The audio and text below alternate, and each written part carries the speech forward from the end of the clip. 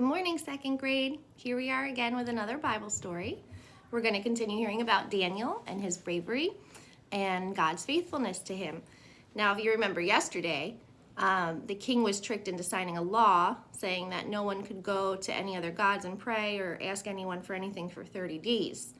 Well, this included Daniel, and the men who were jealous of him saw him praying, went to the king, and so the king had to punish him, even though he didn't really want to, because he really liked Daniel and he didn't want to see anything happen to him.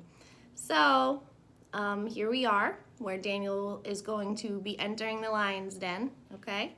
And while I'm reading, I want you to think about what new announcement did the king make? When the king was convinced that he couldn't save Daniel from the lion's den, he called Daniel in and told him, "Your God, the one who you're always worshiping, will rescue you." And with that, Daniel was put into the den with the lions, and a stone was put in front of the opening. The king used his signet ring to put a seal on the stone. The king then went to his bedroom, but he didn't eat or sleep. There's a frog in my throat. He was thinking about Daniel, his trusted president, who had been thrown to the lions.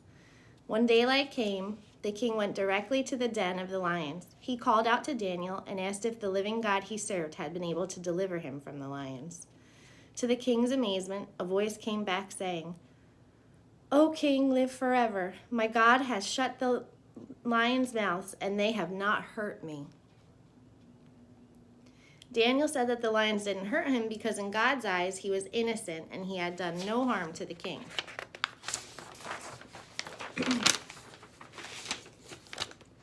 The king was glad that Daniel was unhurt, and he had Daniel brought out of the den. Daniel showed the king that he had not been touched.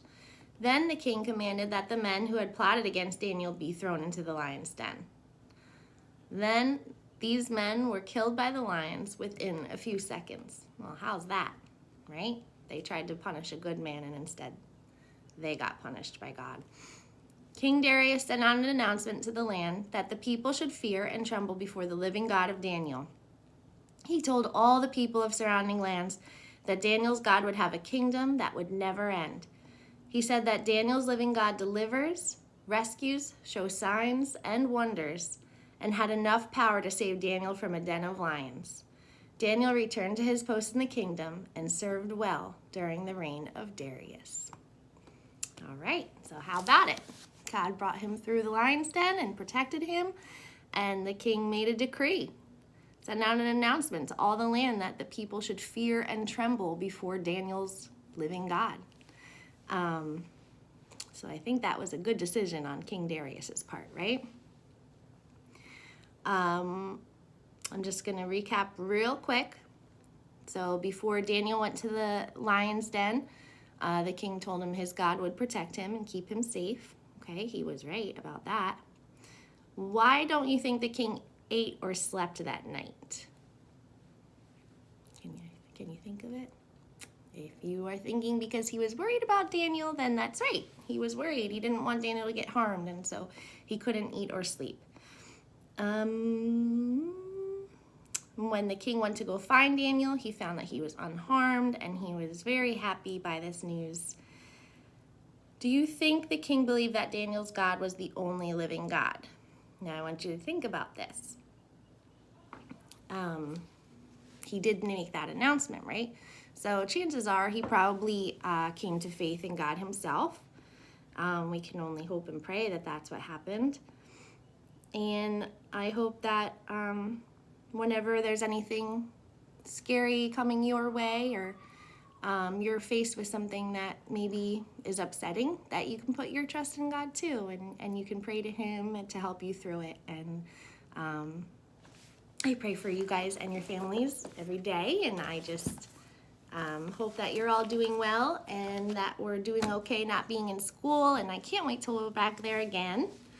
And don't forget to be studying your Bible verses and your catechisms, okay?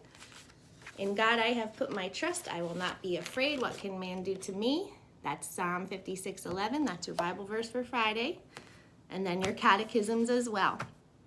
And tomorrow, guess what we'll be reading? We only have 2 more chapters of Questions of Yams. So tomorrow will be chapter 7, and then Thursday will be chapter 8, and we will be done with our very exciting missionary story. All right? I can't wait to see you guys, and I hope you have a wonderful Tuesday. Bye.